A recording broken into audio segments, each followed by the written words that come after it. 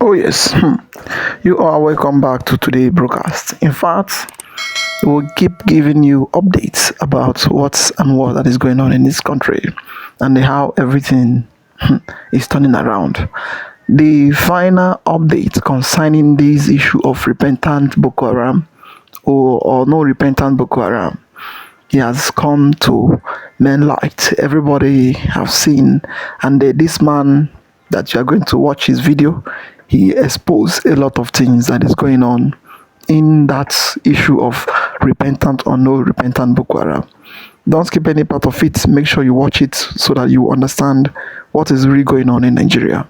When the government comes out and tell you that they are doing or they are giving their prodigal son, they are leaving their prodigal son so that their prodigal son will come back and reintegrate into the society and also start doing living like human being with the people.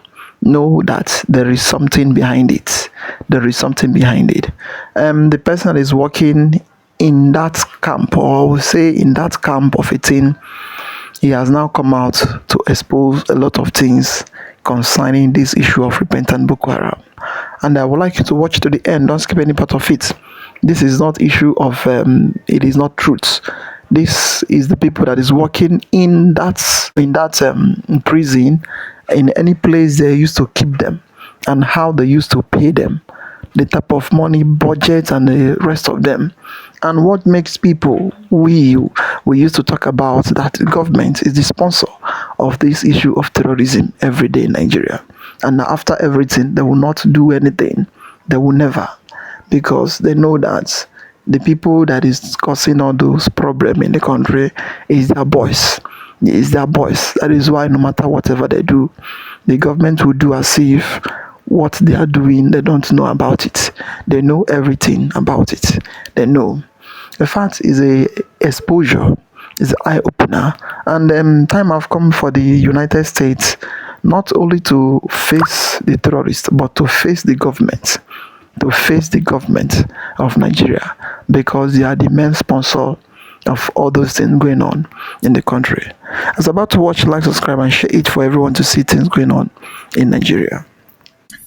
The process of this repentant Boko Haram, repentant terrorist activities that the Nigerian government are doing has been exposed. An insider has exposed their processes, their tactics, and what they are doing, that if they tell Nigerians, if they tell you watching me that this is what is going on before, you will not believe, especially if it comes from me, because you will feel that I am not a repented or a member of the repentant Boko Haram. You may say that, Okocha, how do you know about this? But this is an insider who came to give the story, the testimony. He said, if I want to die, let me die. That it is time for people to know the truth. And I will leave you with the video for you to watch and understand what is going on. He explained that even the government in Nigeria are sending repentant Boko Haram to go and carry out some terror activities outside Nigeria here. Some of them who cannot live without gun again, government will buy them gun after reintegrating them into the society. He continued to say that they are being, they give them Hindos, they give them luxurious cars, they put many of them on payroll. So after listening to this man, I said, Erufai was right. Erufai came to Chinese television to lay a negation that Tinubu is paying the terrorists through the NSA Rebado. So this is very important, and I want us to look at it. Then after that, let us look into what is going on in Ondo State, because the commander of the corps, Chief Adetunji Adendeye, I'm talking about Amotokun Corps, this commander has come out to tell the whole world that they captured 98 terrorists. Well, I have a problem with that, because these terrorists, they will leave them. Because once you hand them over to the authorities, they will go. What happened to shoot at sight order? We'll come into that. So pay attention, watch the video. Boko Haram are being rehabilitated. Now, what they do, after the rehabilitation, they fill form, they ask questions. How many people have you killed? So if you kill 50, you have your own class. 50 and above, 20, I have never killed. So if you have never killed, maybe you stay there 1 month and go off. If you kill small number, 2 months. If you kill many, 6 months. Which type of ammunition that you use? Then that's the people that they are going to pay them a payoff of 3 million. What? And monthly salary of 50,000. I'm saying this, it should be a shocking. I'm revealing this. After being rehabilitated, what happens the next? If you cannot live without gun, the government will provide gun for you. As a civilian JTF, you all know that they are here in Abuja. Most of them are repentant Boko Haram. Some of them that they cannot stay in the society, they are being exported to Algeria to go and attack the miners, to go and do illegal mining, gold mining in Algeria, and be paid. If they sustain gunshot, they are going to be transported back to Maiduguri and treated in the University of Maiduguri Teaching Hospital through the government of Borno State.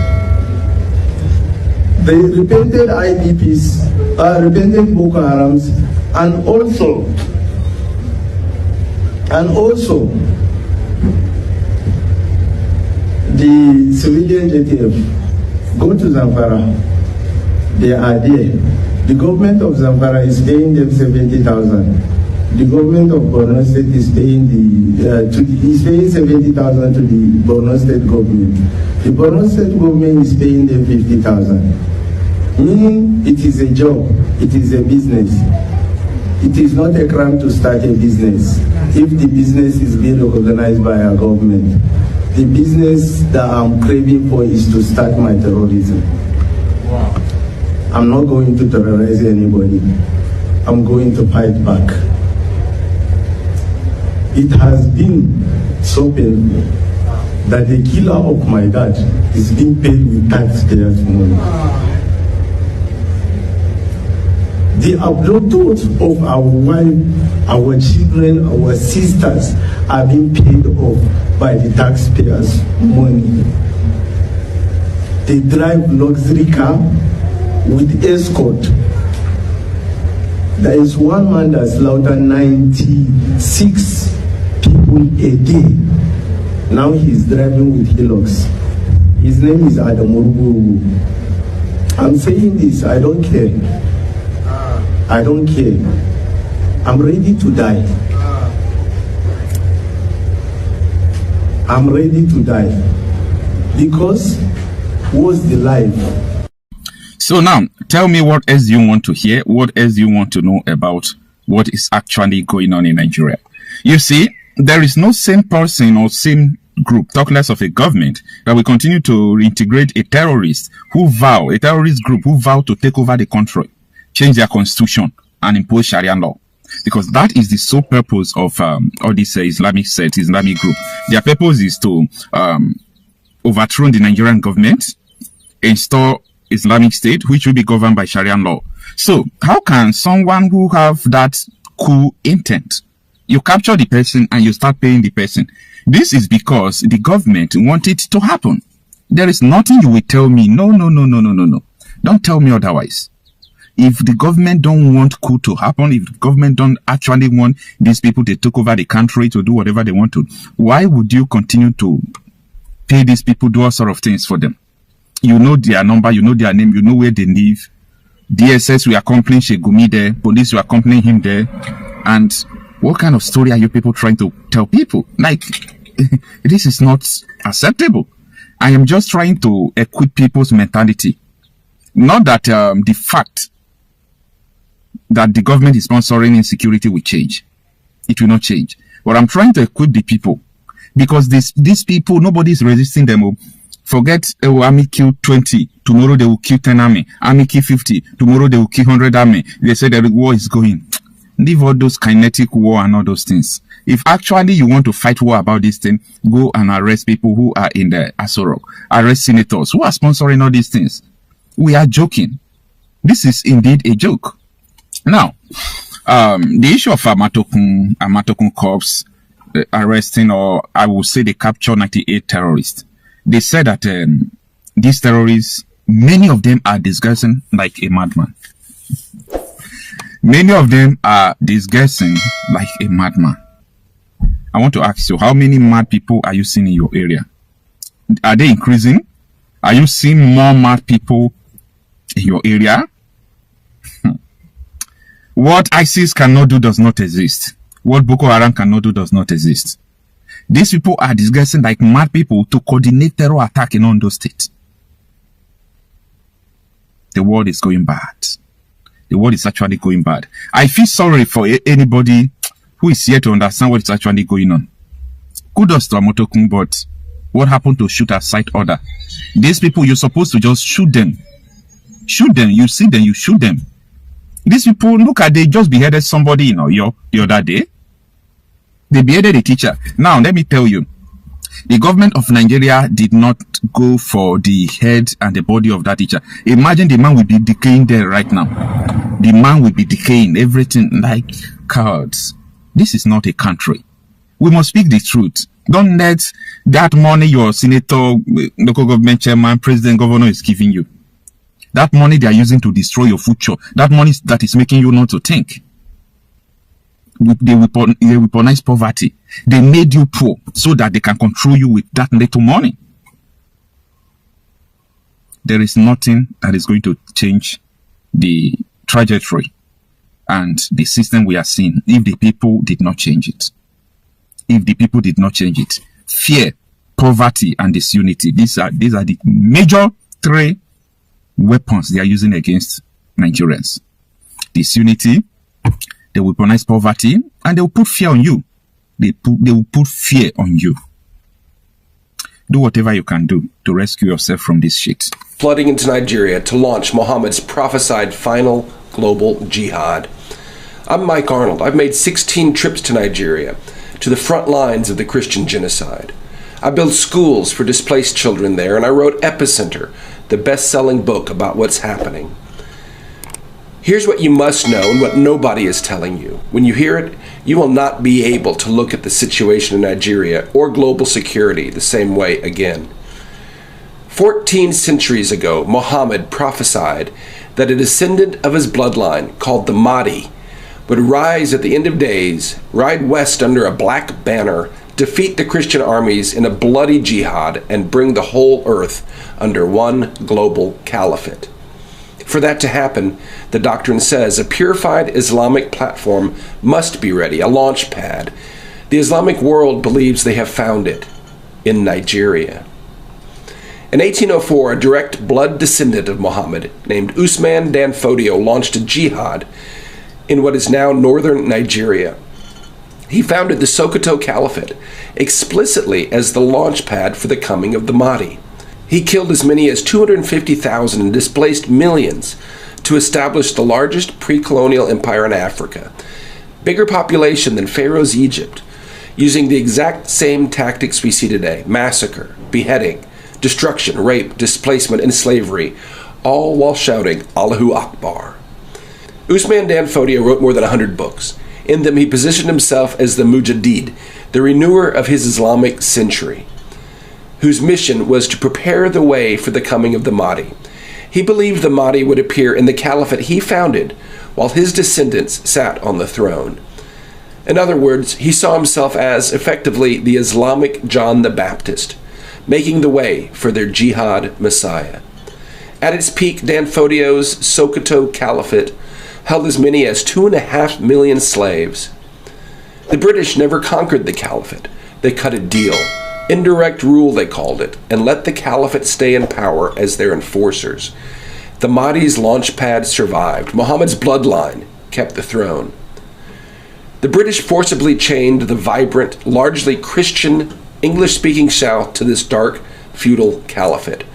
Before they granted independence in 1960, the British federalized the vast oil reserves of the South, gave full control of the new federal government to the north, and cut a sweetheart deal to keep looting the nation's black gold. In 1967, a portion of the southeast, known as Biafra, at the time the fastest growing economic region on earth, sought independence from the caliphate's genocidal grip. In response, the northern warlords enforced a total blockade, declaring starvation a legitimate tool of war. They even shot down Red Cross aid planes.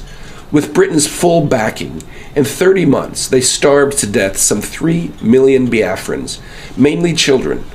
The survivors were subdued, their wealth confiscated, a generation buried in mass graves, the history erased. Welcome to Nigeria, a so-called secular democracy, where today's constitution was written by an Islamic dictator and mentions Sharia law and other Islamic terms 165 times. Christianity, 0. Sitting on that caliphate throne today is Sultan Saad Abubakar III, the 20th hereditary heir of Dan Fodio, and the spiritual head of West Africa's 108 million Muslims.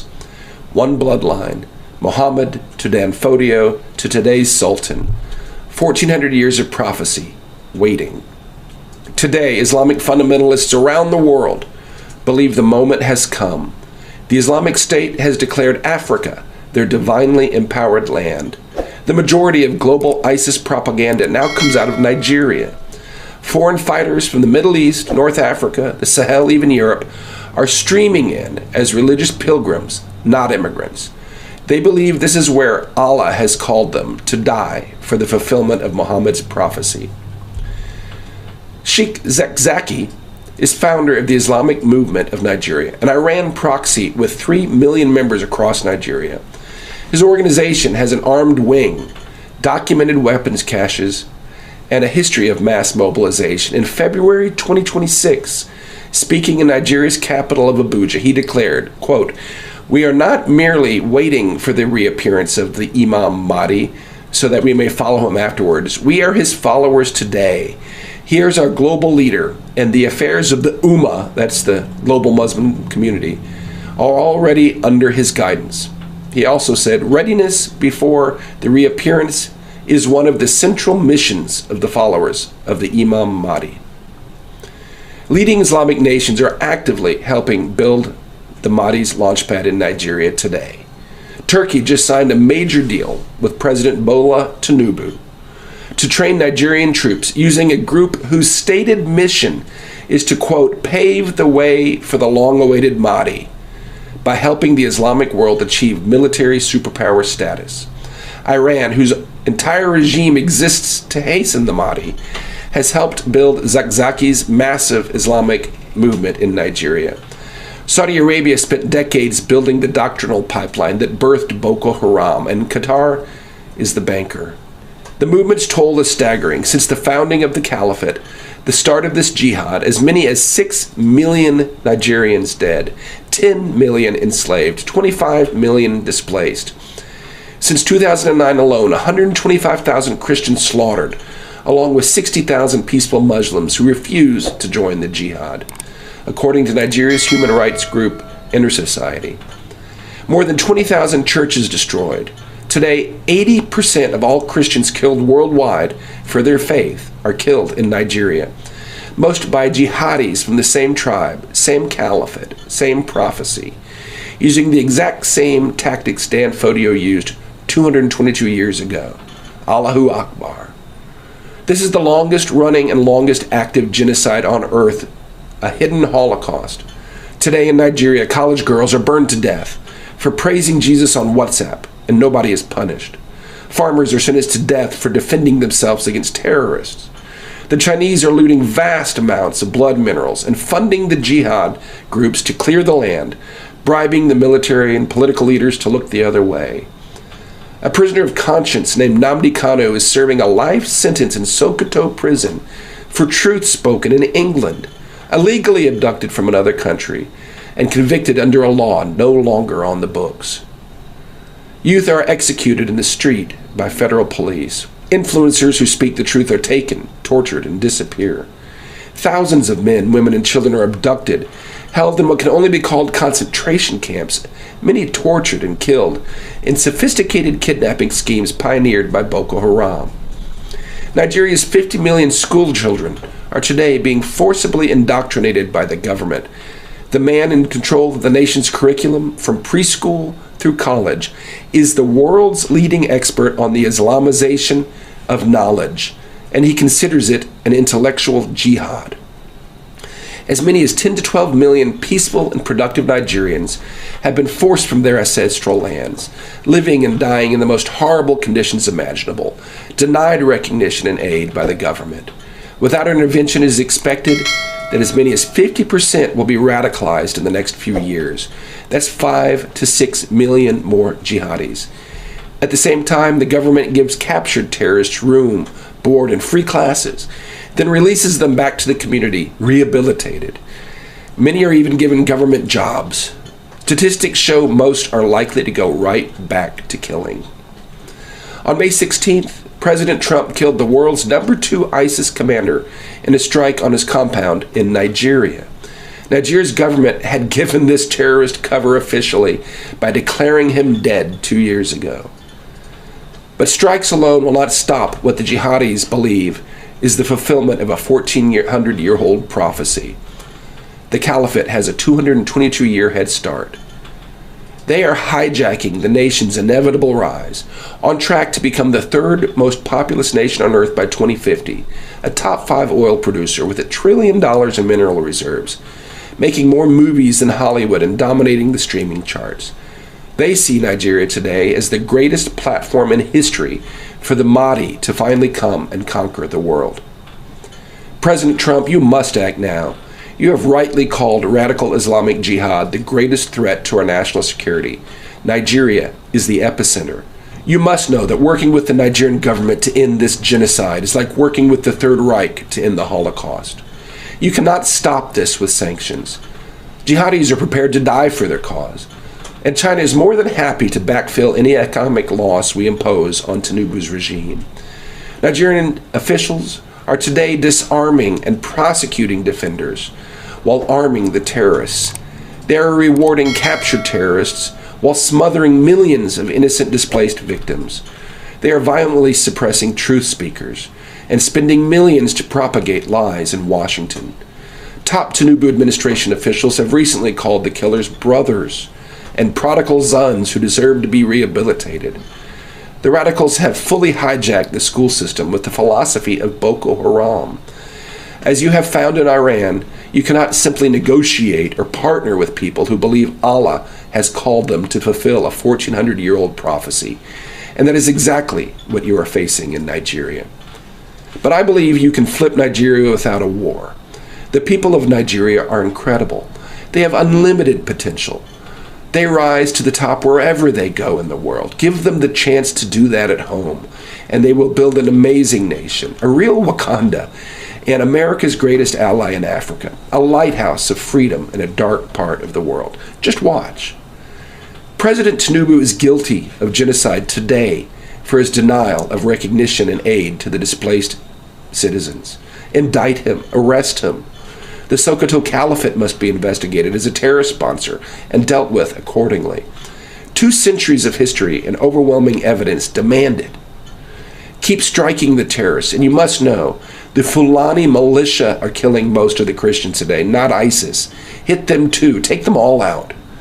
Conduct a full census of the displaced. Interview them. They are eyewitnesses to genocide, and help coordinate the international aid they desperately need.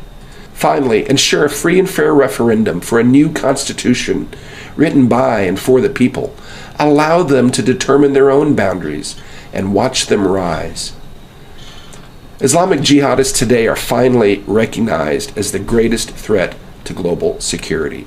Today, the Sokoto Caliphate in Nigeria is the only throne in the world that meets the classical Sunni requirements for a legitimate caliphate. And it was built explicitly to be the platform for the prophesied Mahdi, the launch pad for the final jihad to conquer the world. This is the epicenter.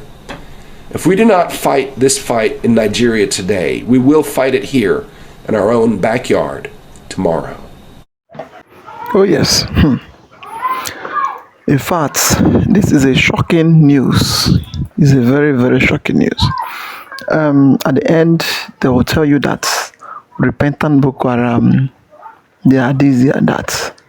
This man have come to expose everything that is going on in the prison and the risk. And before you know, they will put all of them into the soldier, police, and into the army. and nobody will understand. That is why once you see them, even though when the terrorists they are attacking, the soldier that you are seeing as if the people that will come and save you, they will never rise up to save you, because all of them they are the same thing. It is their brother. It is their brother. So in fact, a lot is happening in this country. A lot is happening, and after everything, the government will come out and they will keep denying, telling you that they are on top of it. They are trying to chase it away, or they are fighting against the terrorists. Why not knowing that they are not doing anything? In fact, they are sponsoring everything. This man, he have come out to expose the whole truths concerning this whole thing, and it's happening. Before you survive or before you succeed in this country, you must have a gun, or you must have something to attack people before the government will listen to you. But if not, you can shout from morning till night. Nobody will listen to you. Nobody.